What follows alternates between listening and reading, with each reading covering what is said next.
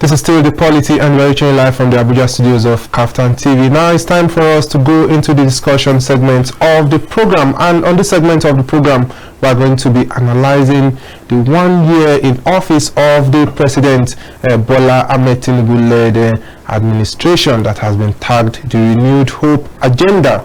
Also, we are going to be analyzing the outcome of the Tribunal verdict at KOGI State, the verdict that affirmed the election of Governor Usman Ododo. And joining me to do justice to these issues today, by my right hand side, I have Ambassador Duke Alamboye, who is a policy analyst. You're welcome to the program. Thank you very much for having me. Thank you so much for your time on the program. And by my left hand side, someone you already know, APC Chieftain Ambassador Samuel Adejo Danjuma. You're welcome to the program. Thank you very much. It's good to have you on the program once again. Same here, thanks. So I'm going to be starting from Ambassador Duke Alamboye this very afternoon. It's been 1 year, almost 1 year, in less than 24 hours. It's going to be exactly 1 year into the Renewed Hope journey led by President Bola Ahmed Tinubu. For you, how would you rate this administration so far as a Nigerian, as a concerned Nigerian? Okay, well, first of all, we need to give thanks to God Almighty for a nation, Nigeria. It's our culture in Nigeria. Whatever it is, we pray. Yeah, prior to the elections, we all saw how heated up the economy and the polity was. And in the history of Nigerian democracy, I think Tinubu has also been the most rejected candidate. We all saw the ineptitude of reasoning rather to who and why it's to be, even though I had a very different opinion to say that out of the 4 persons that are contesting, I said to myself, or to people that care to listen, that any of these 4 would take Nigeria better. The onus fell on Ahmed Tinubu, who's the president now, and in the next less than 24 hours, he will be doing 1 year in office. Well, this is where it started, and this is where it is. Well, in my own opinion, I want to say that he has rather moved the country a step further. Recall 8 years ago, we've been struggling with economic downturn. Everything about that administration was not too perfectly done. But today we've seen an administration that came with its might, its determination. And the first decision this administration took was strenuous. But in all of this, people began to understand that he is a president that will rather stay at side of decisions that will be pro-Nigerians rather than keying into the Buddhist that would have still making the resources of Nigeria. When a subsidy was removed, so many people didn't know that there was no money. Government were not even paying subsidy. They were struggling. They were owing and becoming more indebted for the reason of subsidy. So the removal of subsidy didn't really make Nigerians save money. It only took a burden from governance. So thus far, I think he has done well in areas of infrastructure, in areas of youth inclusivity. This administration has done very well, and then economy-wise, they are growing. It has not been so significant, so that is affecting positively the populace. But I think it is progressing from one stage to the other. All right, now but I just want to do a follow-up to your submission. While you were talking, you made a number of points, and the one I found very interesting was at that point where you said he made decisions that are pro-Nigerians.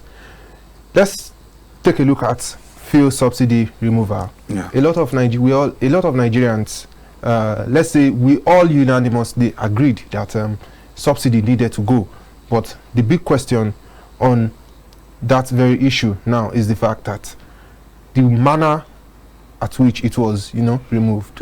What still remains questionable. Yeah. Now, I want us to take a look at the inflation figure right from 1999. During President Obasanjo's reign, there was a minus 0.95 inflation rate yeah. during President Obasanjo's tenure, and during Yaradua it was 7.66%. during President Goodluck Jonathan, it was 11.85%, and President Buhari left it at 12.48%. Right now, in President Tinubu's administration, he met it at 22.41%, and right now it's at 31.15%. Okay. Now, when you talk about decisions that are pro-Nigerians, yes, we cannot separate this inflation rate from the manner at which the fuel subsidy was removed, and the floating of the naira. Can you juxtapose these two scenarios? Okay. There are factors that causes inflation, and the rise in demand as against supply is predominantly what affects inflation, whether negative or positively. Now, I can agree with you that when fuel subsidy was pulled down, prices of goods and services increased, and then that caused inflation. But that's what I'm emphasizing here is that is the stage. It took Nigerians to the original stage they are supposed to be. If we are having 7 point something percent of inflation, it's because the economy is artificially stimulated by the few. Now, at the expense of the populace. So what he did was that to pull the burden. I was going to analyze it on a common basis. A father of a house spends 2 million naira every day. Actually, his income is 100,000. He spends 2 million naira.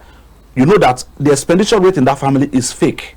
It's induced. The day those holes are blocked, they come back to the originality. You begin to see that the schools the children are attending are fake schools. They will come to the original schools. The home he stays was fake. It will come to the original income rate. So that is the in the local palace. Yes, that's the doorway. So these indices are the real Nigerian statistics we have. So if you could recall, I said economically is still galloping, but the galloping economy we are facing is also progressive. It is going from one progression to the other. As they are meeting those hurdles, they need to punch it. When it punches, the effect is on demand and supply. So definitely you will experience inflation. Now, what are the palliatives set aside? What are the remedy methods of the government? That is where it will lie. Okay, I'll be back to you to discuss the palliative methods and the remedy methods of the government. Ambassador Samuel, as an APC chieftain, I'm very much aware now that in the last 1 year, 1 year before now, the amount you were using to, fuel your car has doubled. How would you rate the President Tinubu's led agenda? Should Nigerians still be hopeful at this point? Because we look at the inflation rates, a lot of Nigerians are crying at the moment, and Nigerians are really saying that a section of Nigerians now, they are saying that they miss President Buhari's administration. Absolutely, you know it. So how would you rate this renewed hope journey that is about to clock 1 year? Thank you very much. Once again, I'll say I'm one Nigerian that should give an accurate analysis of this administration, and my reasons are simple. I was one person, is on national TV, is on record, that stood and spoke to Nigerians not to allow us have an APC government led by the president of this country. And I had my reasons then. But I'm the happiest person today, 1 year down the line, and I'm the same person now defending the same government. Because, like I said in the days of Buhari, when President Buhari came, we fought against it because I was of the PDP then. We did not want him. We felt he was going to do the same thing that happened in '83. And to our great, many people were surprised, but I wasn't surprised because he did exactly what he was able to do and what he knows how to do best. But this is a president that has come, and in less than 1 year, because it's still less than 1 year, by tomorrow it will be 1 year, he has proven to us that he came prepared. What are the pointers that has proven that he came prepared? That's where I'm going to. Okay. He came prepared. He's a man who understands the system, as a man who was ready to face the challenges headlong. One thing I love about this president, he's not a blame is not a blame a president who shifts blame. He faces the challenge. He has always said it that I was prepared for this job. I asked for it, and I am to deliver. I traveled last week to KOGI, and the route between KOGI and Abuja that was awarded in 2005 has not seen the kind of transformation that is seen under this administration. That's one. Two, there's a lot of improvement in our security architecture, in the way we tackle insecurity in this country. It's just that one thing with this government, I think I've come to understand, is that they're not that government that will do one thing and they're on all the pages of newspapers shouting. They want their results to speak for themselves. When you talk about this issue of subsidy, the issue of subsidy, we all knew, like my brother just said, we were living a fake life. See, I tell Nigerians one thing. Towards the tail end of the PDP administration in 2014, the Minister of Finance and Coordinating Minister of the Economy then, Ngozi Okonjo-Iweala, came out to tell Nigerians that if care is not taken, whoever is going to take over from the Jonathan administration, if its economic policies are not that vibrant, Nigeria is going to nosedive. So we already know the problem. What we're doing with our foreign reserve, we're using our foreign reserve to caution, like doing a cosmetics economic policy, just to manage the situation as if all was well when all was not well with the country. But this man has come to tell us that no, we have a problem, we need to face the problem. It's not time to do cosmetic this, and the country is getting better for it. Things are beginning to stabilize. Things now, for the most common thing that Nigerians use as a yardstick is the dollar. There were prophets of doom came that the dollar before December will hit 5,000. The dollar got to 1,000. For the first time in the history of Nigeria since I was born, the dollar has always risen. It has not risen and retrogressed. No. But in this administration, he left 2,000 and came back to 1,000. And now it's between 1,000 and 1,500. At 1,000 and 1,003, not even up to 1,400. But at that 1,13, 1,14, is that a fair value for the question we should be asking ourselves is this: what are we exporting? We're a country that we are dependent on importation. So what do you expect? So like he said, demand and supply is going to play. The minute our exports increases, certainly the need for forests will reduce, and we'll have more forests in the system. But what's happening now is that there's a lot of shakes. We're not used to. Nigerians are not always comfortable with changes.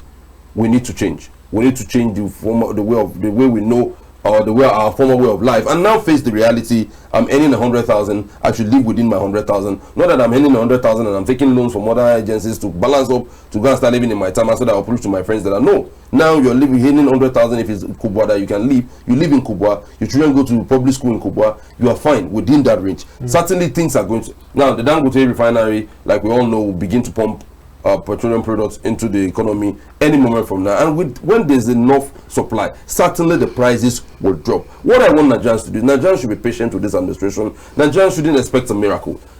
It's a process, and you drive processes. I think what this administration has done and is doing successfully is we are building stronger institutions that will stand the test of time, not stronger individuals, stronger institutions, and that's what every country survives on, and that's the best thing. So this administration is doing excellently well. We should give this administration all the support and give them more time. And by the end of the year, like I said earlier, and the last time I was around, I said that by the end of this year, Nigerians will be glad and be happy that we have a president in the person of Bola Ahmed Tinubu. So it's a win-win for all of us. All we need is let's be patient and drive the system together.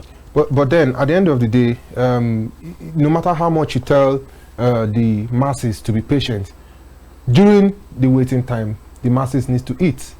The masses need to feel secure. The masses need to be able to sleep with their two eyes closed while waiting for the big bread. But right now, you made mention of insecurity. I can tell you for a fact that right now that about 151 villages in Plateau has been annexed by bandits. What are your thoughts on this? Because you made mention of security as one of the key pointers to the fact that we should keep our eyes gazed on the Renewed Hope agenda positively. Now, I've said it and I will keep saying it whenever I have the opportunity. Security is everybody's business. But I'm coming, Ambassador. Security is everybody's business, but there are people who have taken an oath. Who have presented themselves, to take up that responsibility And when things go wrong, they took that oath and say, you can hold me responsible. The issue of communal clashes is not new in this part of the world. Okay. It has been existing even before we returned back to democracy. Even in the days of the military administration, we still had these issues. Now, most of those things, you know, what Nigerians do is that we're quick to come out to cry out, not minding what we have done in the past. Now, some of these communal crises you're seeing were man-made. Some of the malicians were actually brought in by those communities for supremacy. And at the end of the day, when the bargains doesn't go the way they have already agreed in the first place, they come out to cry foul. Now, you can't tell me that in your community, there's a stranger and the community is not aware. They are. When they were comfortable with it, they won't say anything. But the minute there's now issues, they now begin to cry out. These guys are not wizards. Now, if you don't tell them what is happening, how do they know?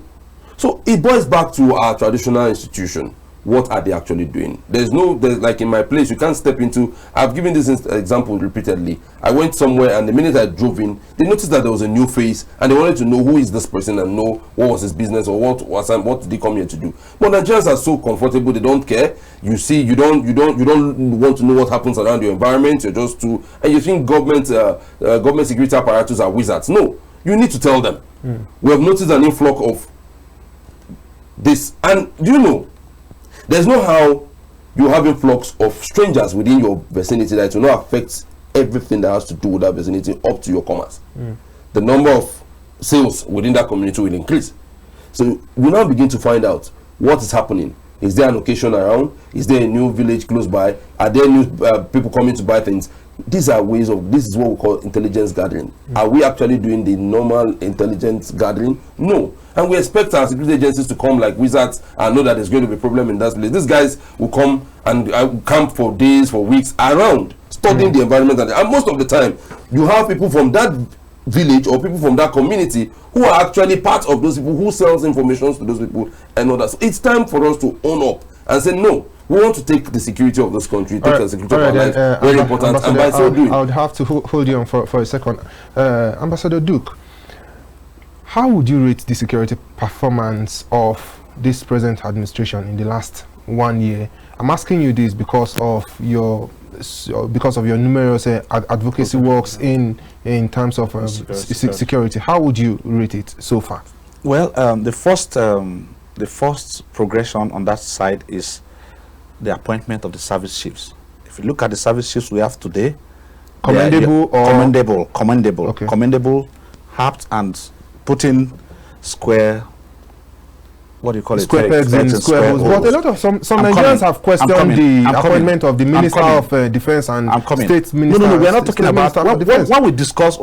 Those are administrative offices. When we discuss insecurity, they play minor roles. We should be talking about the police, first of all. Then the army this time around are playing lots of intervention roles. You know, like when the tough keeps going, when the tough gets going, people begin to interfere to see how they can find solutions. That's what the army is doing. It's not a primary decision. It's not a primary role to defend internally. They defend externally. So, but with what is happening, we don't have any external aggression. So, what is happening basically is the internal rancor and insecurity we have in our nation. So, we give kudos to the Chief of Defense Staff and his team, because one good thing is that the apt response to pro-Nigerians, to people, matters. And without undermining the former president, we heard so many times, you said, where he has said it came at a shock, it was sudden and all of that. But today you see that he was never aware. Today you see a president that within 30 minutes to 20 minutes, anything occurs in the country, the presidency would have responded to it. Other insecurity issues, the service chiefs will respond to it. Police will respond to it. It is not those times you do something and go through with it again. Immediately you do anything.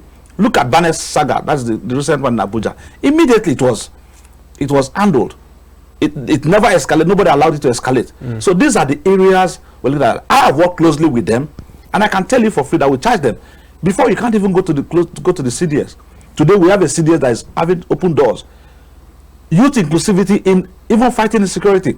They have adopted kinetic measures too many times. It didn't work. They've changed to non-kinetic. Non-kinetic. So you're now also seeing the military giving out palliatives and resort measures to see how they can calm communities. He pointed out something. These days, it's laughable when communities comes out to cry. Like the incident you cited now. It's pure communal clashes. How can a community abate criminals? And then when it backfires, you go out crying. Whereas it's your responsibility to report crime to government within your jurisdiction. You will not do that, and that is due to poverty. Do you know, I visited a community where these criminals provide social amenities for them. So this is also leading us to local governance. I said here categorically, and I'm going to mince my words again, that the only area that this government really needs to still work hard is local provision, local governance. This is where those miscreants are, pinning their pegs to perform these vices they are performing. So I think they have tried in insecurity. It's not as lousy as it were. It's curtailed to some extent. More needs to be done. I'm still preaching that when you adopt non-kinetic measures to fight, it has succeeded in so many countries. All right, then I want to hold you on for a second. You made mention of local governance, and yes, it's going to bring me to my next question. A few days ago, the federal government, through the Office of the Attorney General of the Federation has taken the 36 states governors to court for their non-compliance in allowing the local governments to have their own autonomy. In reaction to that, the Lagos State Governor Babajide Sanwo-Olu came out and responded to the AGF and said the federal government should have done their due diligence, and if they had done their due diligence, they would have found out that Lagos State had been complying with that very order. And we all cannot forget that during the President Buhari's regime, there was an executive order, mandating the governors to grant, to allow the local governments have their own autonomy financially. But then it's still very much far from reality if you look at everything happening across the 36 states or 35 states as we have it right now. What exactly do you think is the reason why the governors are so reluctant to allow the states, the local governments, have their own autonomy? Well, if we look at some states that are naturally meant to be financially stronger than others, we look at states like River State, we look at states like Delta State, we look at the state we look at the oil producing states that are supposed to be more financially viable, but then they refuse to grant their their local governments autonomy. Such autonomy. What exactly do you think could have been their reason? Some Nigerians are saying if they grant that autonomy, it will limit the hold the governor have on this. If I have to take this discussion from your last submission, I want to say that's quite biased, because governance is for the people, not for a governor. But I think, generally speaking, is political malfunction. The issue is all about politically being obsessed, politically being insensitive. Now, on whose part? On the part of government. I'm coming to the tails. On the part of the government or the governors. Whatever government, from the federal government. No, I'm going to take this. I'm coming because I'm going to take this from the federal government level down to the governorship level, down to the. Yes, but then before you take it from the federal government, we have to understand ourselves. Yes. The federal government have done their part. The federal government have done its part by giving out an executive order. I would have said the governors go and implement this. How? Backed by the law.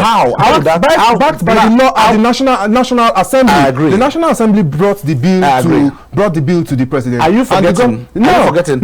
No. After over a year of the president signing an executive order to that effect, the governors have refused to implement it. The same federal government is now taking the 36 state governors to court. How do we blame the federal government on this very issue? Hold on now. Have you ever seen anywhere where this LGA chairman took governors to court? That's my first question.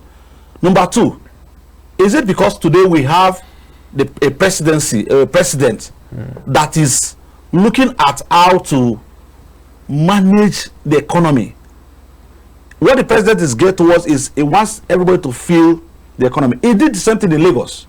He stimulated Lagos economy to the extent that Agbero was revived. The job of Agbero, that's what we call LASMA today. So the president we have today is a grassroots person, and that's why you're sounding this way. I want to shift away from his administration to where and how it has been. Have you ever cited the state that conducted local government election and there were party spread for winning? We conduct national election, a president emerge. When that president emerge, it does not take his time to see to how the local government election will run. It is purely left in the hands of the government, the state government. The state government comes to Abuja with a green bag or black bag, pack their allocation, go back to their various states, sit down and decide who and who they will give for local implementation. So if before they do that, let me give an analysis. Okay. Before they do that, they will bring, like in my state, we have 23 LGAs. They will bring 20 River State. River State. Okay. They will bring 23 stooges and ask them to go and mount the local government offices, and then they sit down to decide. So it's what was happening, what has been happening is a give and take there. I'm not really blaming the governors, even though they have their own blame. But this is what happens. He who dictates, you know, plays the piper, dictates this too. But then so this is what is happening. I'm sorry, I'm coming, please. Okay. But today we are discussing it because we've seen a president that has said no to it. The hardship, everybody is crying at the center stage. The president would have asked himself, am I not giving monies to governors? Who are these people suffering? The economies, who are the people suffering out of this hard economy? The rural areas. What is happening? You're experiencing more of rural urban migration in this country. To the time now, we're having a new one called Jackpot. So we're also having urban external migration. All right. So it borders. It's a burden. All right. I have to hold you on for a second, but I'll still be back with my question. If you say the local government chairman, none of them has ever taken the governors to court. Because it's business. Because the governors are picking stooges to mount these offices. Yes. Then, if they are stooges, how are they supposed to take the governors to court? You are going to just oppose that very. It's a good business. But I have to go over to Ambassador Samuel right now. What are your thoughts on the reluctance of these states' governors refusing vehemently to grant this autonomy to the to the local government? No. The problem we're having in this part of the world is we have a lot of laws, but implementation is always the problem. Now, I think the first thing to be done was for those who sat down, formulated our constitution, they gave a lot of powers to the state governors. We have been seeing in this country where the state governor took the federal government in the time of Jonathan to court when he talked about the sovereign wealth, and they won in the Supreme Court. Now, I think what this administration has done is, see, when I tell Nigerians that there's a lot of things for us to celebrate under this administration, this is one of those things. The president is a grassroots politician, someone who believes more in it. He's the only president, governor, since we returned back to democracy in 1999, that was able to stand against the president at the middle and said no. When he created the local governments, which is now the LCDs now in Lagos. And you can see how those chairmen are doing excellently well, in Lagos State and the rest of them. Now, what he has just done is this. See, there's more to it. There was an executive order, no doubt about that. But what this president has done, as I said, is a president that matches words with action. Was to go to the Supreme Court, which is what is to be done, for the Supreme Court to interpret this judgment to both parties. This is what is expected of you. I think what I know he will do after this is, if after the interpretation of this to the state governors and they refuse, is for him now to come up and say, okay, with the laws backing me, I'll transfer these funds directly to the local government account. Now it's not left for the local government chairman to now decide and say, okay, after the money gets to me, I will now withdraw it and go and give it to the state government to decide what to do with it, which I know it will not be easy for them, because certainly at the end of the day the FCCs will come for them, because they are actually the ones who are custodians of those funds. This is the right thing to be done, the best thing to be done, because actually if the rural areas are doing excellently well, I don't think we have a lot of urban migration and the rest of them that you're saying. So this is the president that is ready to touch the lives of the downtrodden, and this is the best way to go about it. Now it boils back to the governors. It's time for a soul searching. Before now, local governments were doing roads. Local government were doing electrification and water projects in the local governments. I know all local governments were in the 80s and in the early 90s. But today, the reverse is the case. Yes, it's okay. You want to have somebody in there whereby you can be able to speak to that will believe in you. There are ways to go about it that they will be able to stick into your program at the state level and still do excellently well. So this government has taken the right decision, and I know in the coming days Nigerians will be better for it. There are a lot of reforms going on in the country. There are lots of there are amendments going on even in our constitution that I know by the time they are done, local governments will actually have the autonomy. I think what we're having a problem is the state as the State House of Assembly, because most times when the Senate passes these bills and send it to the State House of Assembly, because the State House of Assembly are under the control of the governors, they end up not even signing. Imagine a country whereby the Senate went as far as granting states legislative autonomy, and they signed against it, that they don't really want it. So it's high time we now begin to act. I think there's a lot of orientation that needs to be done for Nigerians to understand, and I know in the coming days Nigerians will see the benefit of this administration. Okay, then our time is fast spent, but there are still a couple of issues I want us to discuss before signing out of the program. I want us to discuss electoral litigations in Nigeria. Just recently, the verdict was passed in Bayelsa and in Kogi State, and also Imo. I want us to discuss Kogi, for example, because in Kogi State, I was personally on ground to report that very elections, and I can say for a fact that a lot of things that are out there are not what I saw on the ground there. Are we getting closer to that time whereby we begin to have elections, and there are no litigations, or most time, well, probably we'll get to that point whereby even after an election, litigations, if you intend to come up with some electoral matters, it's going to be more like dead on arrival. What are your thoughts on this? Nigerians are using the Kogi scenario. Nigerians are always very sentimental when it comes to election issues. We have what we call the Electoral Act, which is being guided by the Constitution of the Federal Republic of Nigeria. Now there are laid down rules and regulations in carrying out elections. When it comes to the Kogi scenario, I think what played out is that a lot of Kogi citizens were driven by emotion and agenda politics. And at the end of the day, it has brought us to where we are today. So, what exactly triggered the emotions? What do you think triggered that emotion? What politicians do is that they play with the emotions of their citizens. When their interest is protected, they are one. The minute their interest is not protected, they play the tribal card or the religious card to get sympathy votes from the masses. And this is what is playing out. See, when it comes to Kogi State, I want every Kogi citizens to know that everyone from Kogi State is entitled to be governor of Kogi State, even if it's the least of the tribes in Kogi. They are entitled by law to vie for the office of governor, and the minute we begin to see ourselves as one that anybody can be governor, what we should be more concerned about is our common enemy, which is poverty, maladministration, insecurity, and bad roads and the rest of them. And bad healthcare delivery. If we now see that as our problem, then we won't be concerned about what tribe is the governor or what tribe, where did the governor come from. We should be more concerned about, does the governor has the capacity to deliver when he gets into electoral offices, and stop this tribal politics. It does not help, it will not help, and it will not take us anywhere. And now, when it comes back to the litigation, there are rules.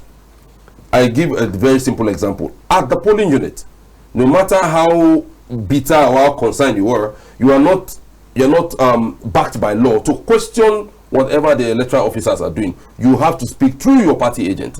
And your party agent is the only person backed by law to sign the result sheet, and also the only person who can question the outcome of that result. And when you go to court, and because what played out in KOGI is that the SDP people go to court and brought weaknesses, they were not party agents. Weaknesses, you are doing an election, you have an election like in the central where they were questioning, they had no party agents in the center, and you're bringing somebody who said, I'm just a concerned voter, to come to court. And when the judge decides to judge based on facts, you begin to accuse the judge of being biased or the rest of them. Judges are not Father Christmas. Judge only look at what you have brought before them, the evidences before them, and they work with the evidences before them. So we should stop being emotional when it comes to electoral issues, and we should be more focused about the person who can deliver. And we should be also, see, politics is a game. Okay. And it's a game of numbers.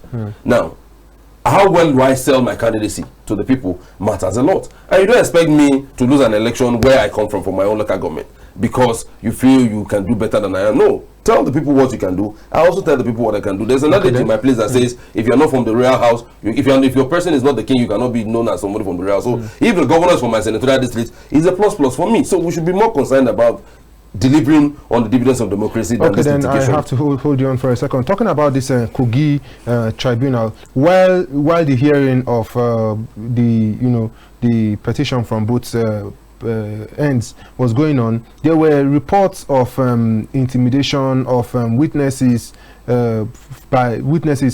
presented by the Social Democratic Party, and there were reports in the media of disruption of proceedings. Do you think this by any means had an impact on the final outcome? And I want you to react to what he said. Also, using the KOGI as a case study, are we closer to that period when we begin to have elections with minimal litigations? Because this has been, a very big issue. Okay, well, it's not always very easy.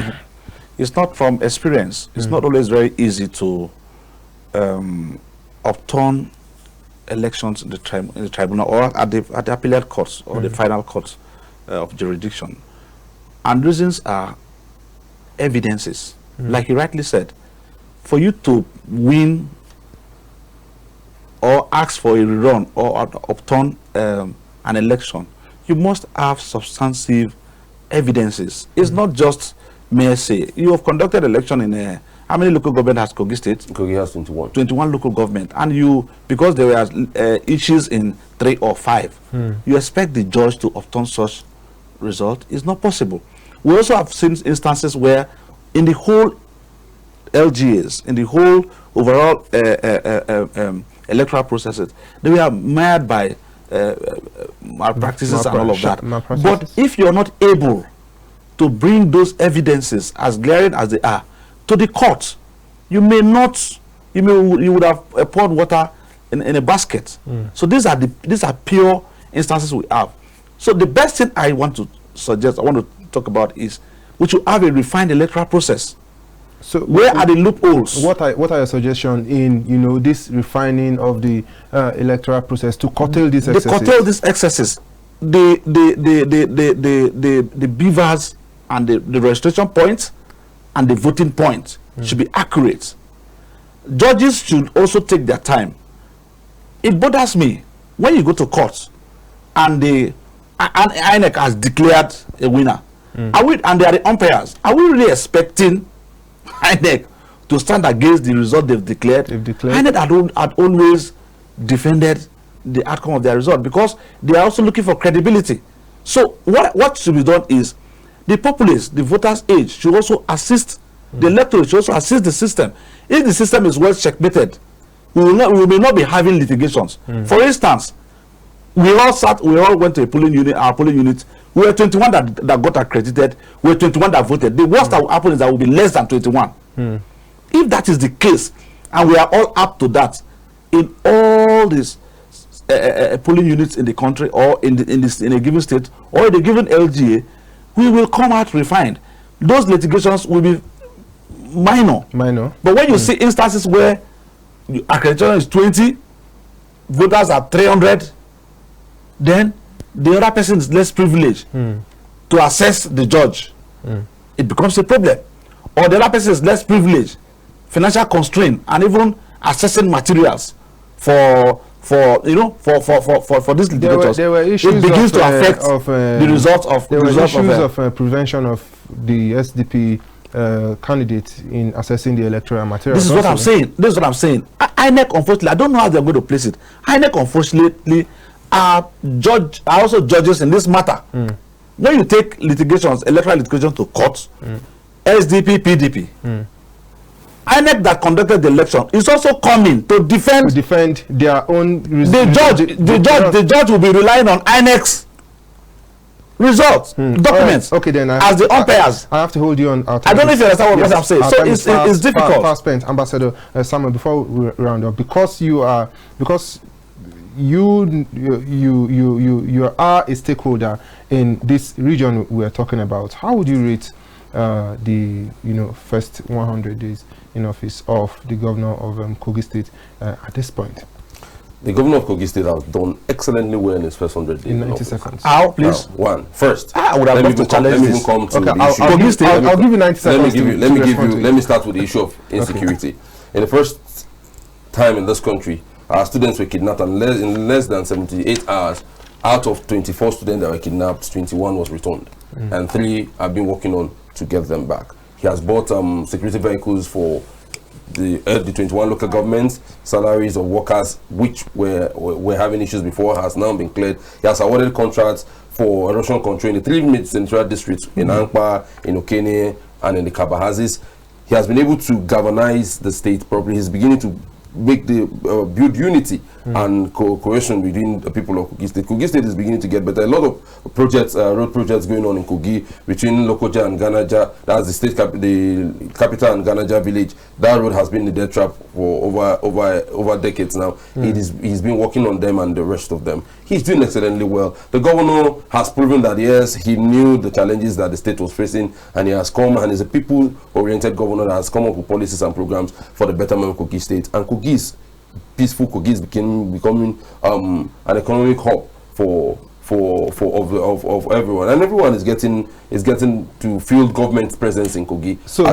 So also looking at his recent appointments, commissioners and special advisors, would you rate it as putting square pegs in? Yes, he's doing excellently well. Like he had the 3 essays from each of the words he does. He make sure that at every word out of the 3 essays, 1 has to be a female, not just a female, someone who's grassroots that is based. Before now, you see people staying in Abuja who essays to the governor, but now he said no, it has to be someone who lives within the community that his name should be submitted for that. So he's doing, I think we should give it to him. He has done excellently in his first 100 days in office, and without even not being distracted by the litigation in courts and the rest of them. And I know as time goes on, as the issue of court cases are beginning to subside, you begin to see him rolling out more programs and policies that will better the lives of the people of Kogi State.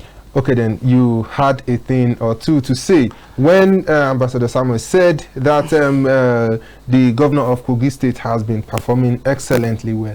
I want to hear your opinion. Well, okay, I will agree with him that he will do better than the governor that I just left, but I don't want to. But for now, he is still on a trial case. Everybody knows that he still is depending on the governor that just left to get his strides. One thing I know is that the activities around Kogi is still it's making people distracted from the governor's happiness. The same thing applies to my state.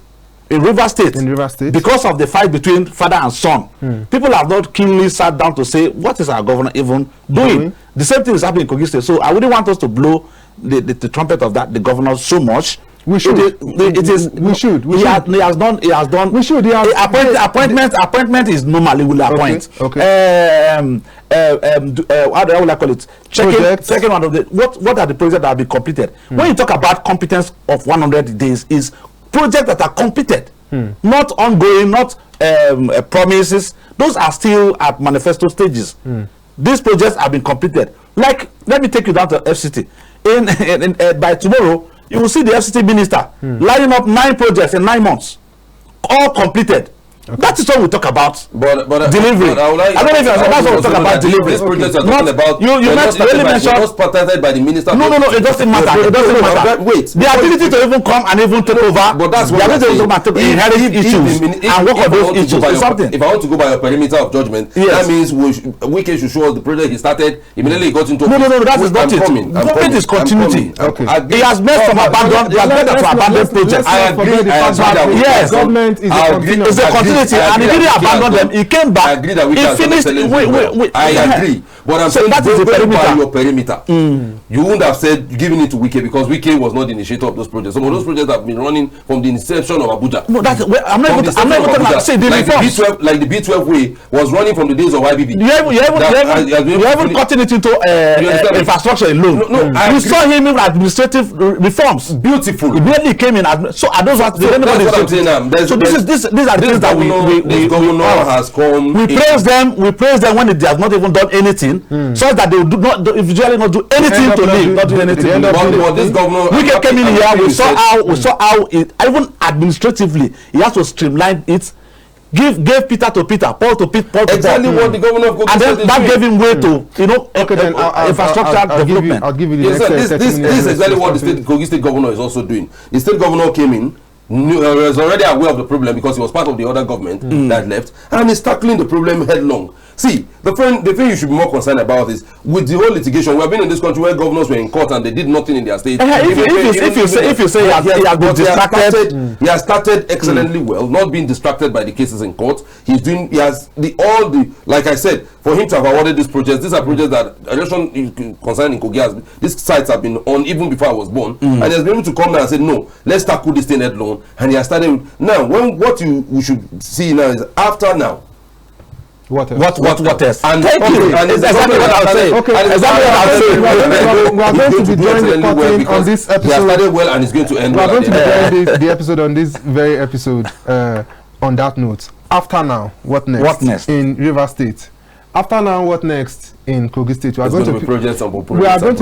going to be keeping our fingers crossed to see what next really, and we'll be here to offer you our seats to discuss what next when the time comes. Thank you so much for your time and your very much insightful analysis on the program. Really do appreciate your time. Thank you very much. Viewers, this is where we draw the curtain on today's episode of the program. Do well to join us again, same time, same station tomorrow. My name is Francis Adeniyi. Bye.